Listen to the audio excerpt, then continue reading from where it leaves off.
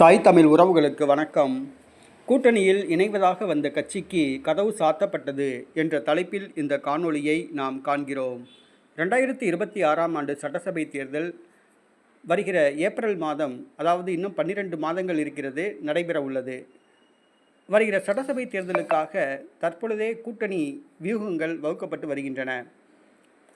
எந்த கட்சி எந்த கூட்டணியில் இருக்கும் என்பது மதில் மேல் பூனையாக உள்ளது. இந்த சூழ்நிலையில் பாட்டாளி மக்கள் கட்சி கடந்த சட்டசபை தேர்தலில் அதிமுக பாஜக கூட்டணியில் இருந்தது. பாராளுமன்ற தேர்தலில் பாஜக கூட்டணியில் இருந்தது. தற்பொழுது அந்த கட்சிக்குள்ளேயே குழப்பம் நிலவுகிறது.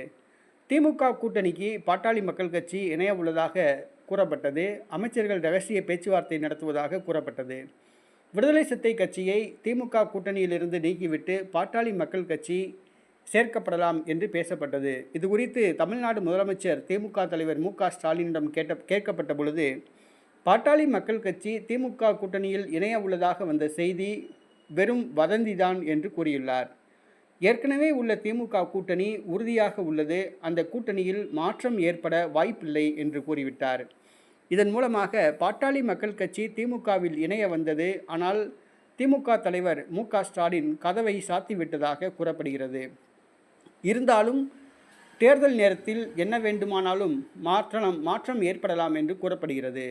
ஏனென்று சொன்னால் திமுக கூட்டணியில் விடுதலை சிறுத்தை கட்சி 25 தொகுதிகள் கேட்கலாம் என்று கூறப்படுகிறது. சீட் பஞ்சாயத்து ஏற்படும் பொழுது விசிக கூட்டணியிலிருந்து நீக்கப்படலாம், பாமக சேர்க்கப்படலாம் என்று கூறப்படுகிறது.